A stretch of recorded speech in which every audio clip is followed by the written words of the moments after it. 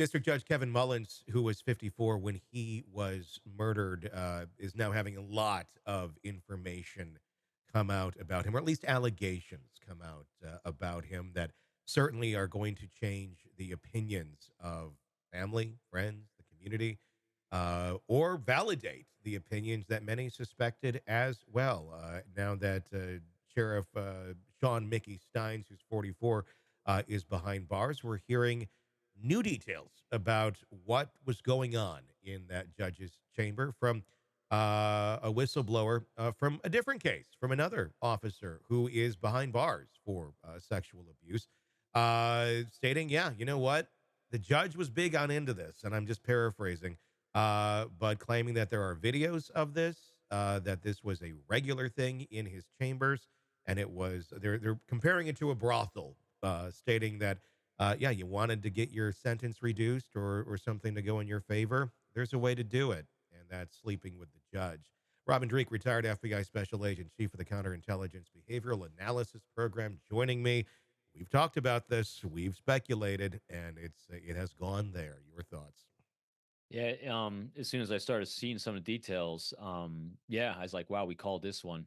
Hmm. In general, when we see unhealthy problem solving skills, they're caused by unhealthy people. And so, from the first onset of this, from the optic from the 30,000-foot level we have this far removed, it was a seemingly decent, upstanding sheriff Hmm. and a judge, and there's a murder. It's like, what could possibly go on? What's kind of psychotic event happened in this officer's life that allowed this to happen?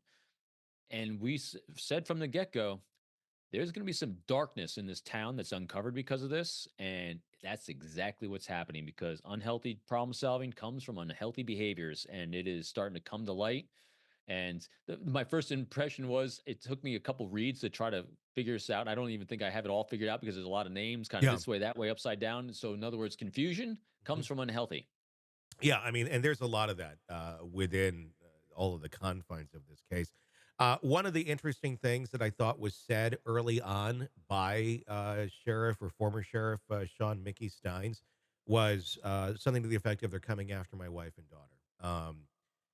And now I'm starting to run this through my mind, going, "Well, how does that statement make sense, and how does that relate to the way that he reacted in those chambers?"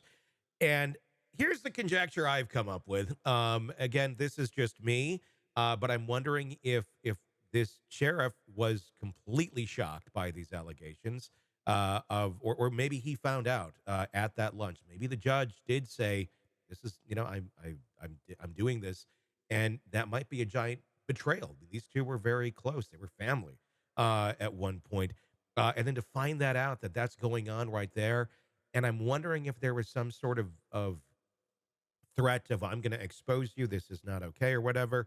And then the threat was made maybe towards his wife and daughter of you say anything, you know, that's going to come out. The fact that they got the daughter on the phone is another interesting thing. It does make me wonder. Again, this is all my conjecture. I'm wondering if the daughter did know someone or if she was someone who ended up being a victim of this judge. I'm almost thinking more knew someone, and it was I get my daughter on the phone right now, and you know the judge is telling me this. What do you know? Did this happen to your friend? And yeah, it did. My conjecture, and then bullets start flying. I could see a dad being in that position. This is a lot of information to come at you, and you're realizing this judge is abusing all these people in your community that you know or your family knows, and it was just you got to die because you're not going to go after my family if you're threatening it right now. I'm just going to take you out right now. A good, shocking behavior, and certainly one that probably wouldn't be made in a more, non chaotic moment. But I'm wondering if that's what we're going to find out here, or something along those lines. Yeah, I think it's good conjecture. I'm conjecturing the same thing. So, eh, you want it's funny how our brains work. We want to we want to try to find a hero if a hero can be found. And it's funny we're talking about the CEO case where people are celebrating. Some are celebrating him as evangelistic hero, even though there's a murder involved here. My brain started working the same way on this one as you're Yeah. talking.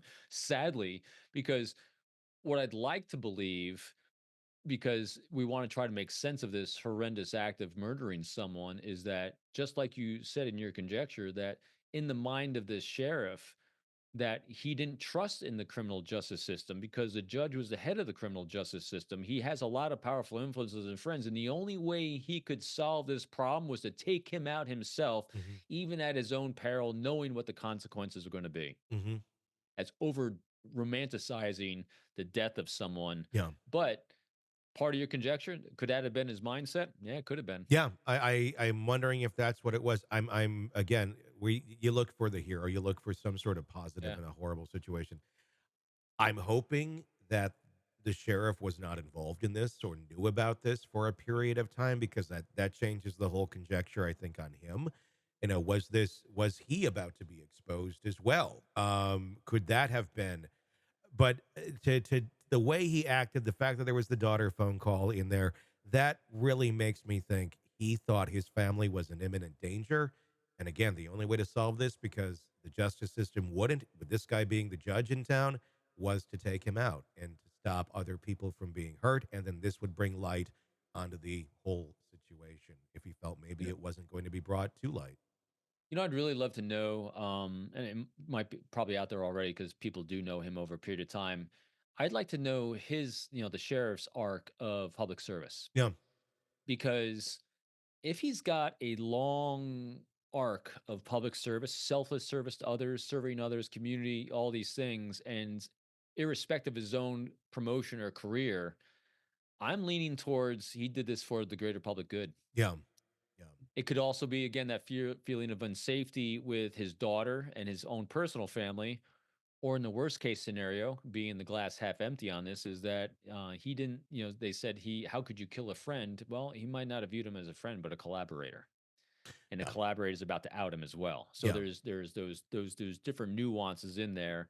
I'm hoping for the public servant one, Hmm. because again, he's going to serve time. Death has accountability, and especially murder. Yeah. But it would make us all feel a lot better if he was actually thinking he was serving the greater public good, and being a good father rather than just trying to cover his own tracks as a heinous human being.